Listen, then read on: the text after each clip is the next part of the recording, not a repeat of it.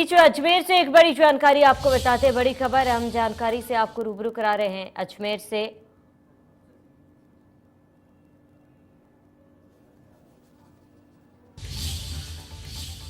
बड़ी जानकारी आपको बता रहे हैं अजमेर से। इस वक्त की बड़ी खबर, आसमान से बरस रही है आग। बड़ी जानकारी, लगातार तापमान में बढ़ोतरी हो रही है। गर्मी में भी किसान खेतों में अपना पसीना बहा रहे हैं। कई गांव में महिलाएं युवा भी काम कर रहे हैं। अजमेर से बड़ी जानकारी, जहां पर आसमान से आग बरस रही है। बड़ी खबर, और इस तपती धूप और गर्मी में किसान अपना पसीना बहा रहे हैं और कई जगहों पर महिलाएं भी काम कर रही हैं। बड़ी जानकारी आपको बता दें, आसमान से आग बरस रहे हैं। बड़ी खबर, अहम जानकारी, गर्मी में भी किसान खेतों में पसीना बहा रहे हैं। ज्यादा जानकारी के लिए संवाददाता जावेद खान हमारे साथ लाइव जुड़ चुके हैं। जावेद, अजमेर की बात की जाए तो फिलहाल वहां पर क्या कुछ तापमान है, क्या तस्वीरें? साफ तौर से बता देता हूं कि अजमेर का जो फिलहाल जो तापमान है वो लगभग 41 से 42 डिग्री सेल्सियस फिलहाल बताया जा रहा है। लेकिन मैं आपको वो एक चीज़ और क्लियर कर देता हूं कि इस वक्त जो अजमेर का तापमान है उसको लेकर के बहुत ज़्यादा गर्मी का जो माहौल है, लोगों ने घरों में दुबकना आरंभ कर दिया है फिर से। कुछ दिन पूर्व हल्की फुल्की बूंदाबांदी हुई थी जिससे मौसम में थोड़ी राहत मिली थी, लेकिन पिछले एक हफ्तों से गर्मी का इतना प्रचंड रूप गर्मी ने धार रखा है जिससे जो है क्षेत्र के जो लोग हैं, शहरवासी, जो पूरी तरीके से घरों में दुबके हुए हैं। इस वक्त हम अजमेर जिले के एक गांव के अंदर पहुंचे हैं, जहां पे कुछ किसान इस चिलचिलाती चैंटती हुई धूप के अंदर खेतों के अंदर काम कर रहे हैं। कुछ किसान हमारे साथ में मौजूद हैं, युवा किसान भी मौजूद हैं, महिला भी हमारे साथ में मौजूद हैं, जिनसे हम एक बार बात करेंगे साफ तौर से कि वो किस तरीके से इस चिलचिलाती धूप के अंदर काम कर रहे हैं। इंडिया न्यूज में आपका स्वागत है भाई। इस वक्त आप खेतों में क्या कर रहे हो इतनी भयंकर गर्मी के अंदर? ननानी कर रहे हैं साहब, कचरा हो रहा है खेतों में, जो क्या करे, फिर पेट के पालने के हिसाब से ननानी कर रहे हैं अभी खेतों में, यही काम है। कितनी बीघा जमीन के अंदर तुम निनाणी कर रहे हो? यहाँ पे कितनी बीघा ये है साहब 5 बीघा जमीन है, 5 बीघा है। इसमें सब्जी लगा रखी है, जो रोग बहुत हो रहा है, जो ननानी कर रहे हैं इसमें। देखिए, ये खेतों की निगरानी कर रहे हैं, इन्होंने सब्जी लगा रखी है यहाँ पर। एक और हमारे साथ में मौजूद हैं। आप बताओ कि आपको क्या परेशानी है अभी इतनी गर्मी के अंदर या खेती बाड़ी के अंदर? मेरा नाम महावीर प्रसाद प्रजापति है जी। और हम जन्म से खेती करते आ रहे हैं। पर अभी क्या है, जो कृषि को जो लाइट 6 घंटे दे रहे थे राजस्थान में और हमारे गांव में भी दे रहे थे, अभी 4 घंटे लाइट आ रही है, वो भी कट पिट के कभी 1 घंटा आती है, कभी सवेरे देते हैं, कभी शाम को देते हैं। ऐसे लाइट में बहुत कमी हो रही है। देखिए, इन लोगों का साफ तौर से कहना है कि जो विद्युत कटौती हो रही है, बिजली का जो टाइमिंग है वो टाइमिंग को पूरा स्थिर नहीं है। अभी इस वक्त बिजली आई है तो ये पानी इस वक्त खेतों में पानी चल रहा है। मैं एक बार अपने कैमरा पर्सन से कहूँगा, दिखाएंगे वो कि इस तरीके से पानी खेतों में अभी आ रहा है। तो ये हाथों हाथ निनाणी कर रहे हैं। निनाणी करने के बाद में क्या है, पूरे खेतों को उथल पुथल करने से पूरा खेत इनका सही होता है। एक महिला भी हमारे साथ में मौजूद है, उनसे भी बात करेंगे कि वो खेती किस तरीके से यहाँ पे इतनी भीषण गर्मी में, देखो ये बैठी है भूखी प्यासी यहाँ पर। काकी जी कहीं कर रहे हो खेता में? नंदानी कर रही भाई। अच्छा, तो इतनी लाई बरस रही तो काई कर रही कमा तो खाना पेड़ी कौन दे रिया तुझे? अरे कोई छाया वाया को भी इंतजाम को नहीं? छाया ही कोने तो काई करा, तो तावड़ा में बैठा रहे काम तो करना से शाम तक वही काम करो? हाँ वही करा मत। सगला पूरा परिवार का लोग साथ? हाँ सब परिवार है वही करा।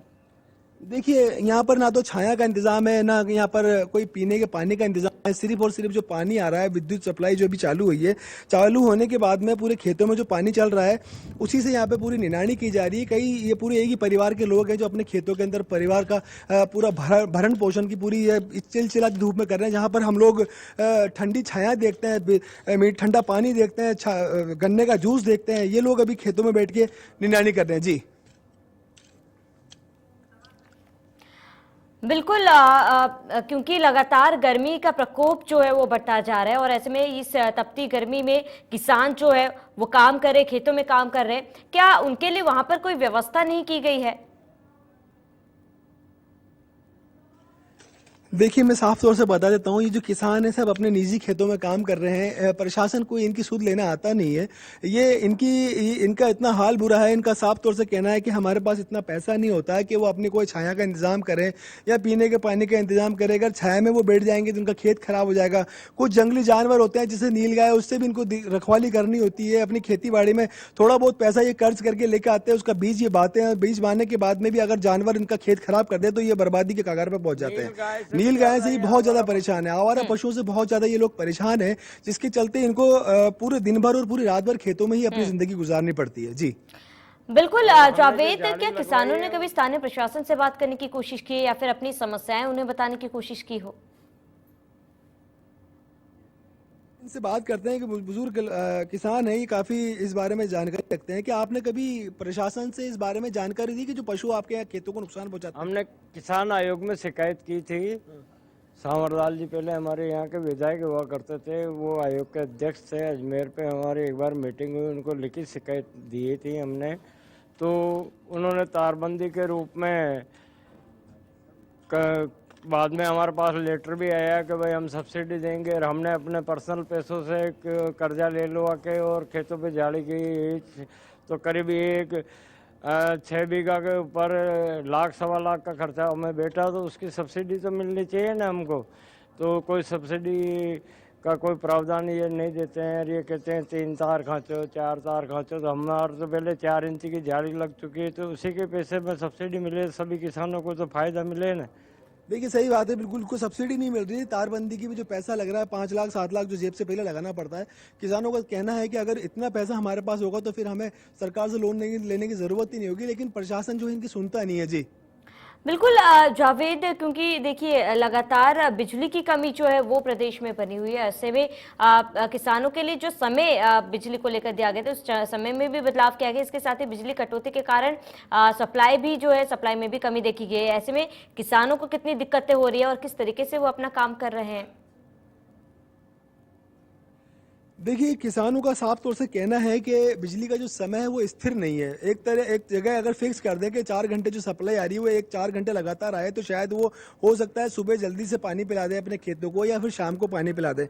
हमारे साथ में एक युवा किसान भी मौजूद है जिनसे बात करेंगे कि विद्युत सप्लाई का क्या रोल है विद्युत विभाग का। और इसमें टाइम टेबल का कोई शेड्यूल बनाया नहीं रखा है। सुबह कभी जल्दी मॉर्निंग को 4 बजे लाइट देते हैं, कभी शाम को 4 बजे दे देते हैं। हमारा जो एनी टाइम बच रहा है वो भी नहीं बचा पाते हैं। कोई दूसरा अन्य काम करना चाहता है तो वो भी नहीं कर पाते हैं। इनका शेड्यूल होना चाहिए, किसान को बाकायदा मैसेज द्वारा सूचना देना चाहिए। कोई सूचना हमारे तक नहीं पहुंची। चाहो जब लाइट की कटौती है, इनकी मनमर्जी चल रही है और कंटिन्यू लाइट नहीं देती है। 1 घंटा दे दिया, 2 घंटे डाउन, फिर आधा घंटा दे दिया, फिर 3 घंटे सिट डाउन। इसलिए कि दिन भर किसान है खेत में बैठा रहता है। किसान अब एक तरह बॉर्डर आर्मी का जवान काम करता है, वैसे हम काम करते हैं और बहुत परेशानी है। रात और दिन एक खेती करना बहुत कठिन काम है। देखिए इनके लिए बहुत ज्यादा समस्या का परेशानी का सबब बनता जा रहा है खेती करना, क्योंकि किसान को विद्युत अगर सप्लाई बराबर नहीं मिलेगी, अब इनको दूसरे भी काम करने होते हैं। अभी जैसे पानी विद्युत सप्लाई आ गई तो सब लोग खेतों में आ गए, इतनी चिलचिलाती धूप है, जहां हम लोग छाया ढूंढते हैं, ठंडा पानी ढूंढते हैं, ये किसान जमीन के अंदर इतनी गर्मी पड़ रही है उसके बावजूद भी ये खेतों में अपना खेतों की निगरानी कर रहे हैं, खेतों को पानी पिला रहे हैं, जिससे खासे परेशान है। जी बिल्कुल जावेद, फिलहाल तमाम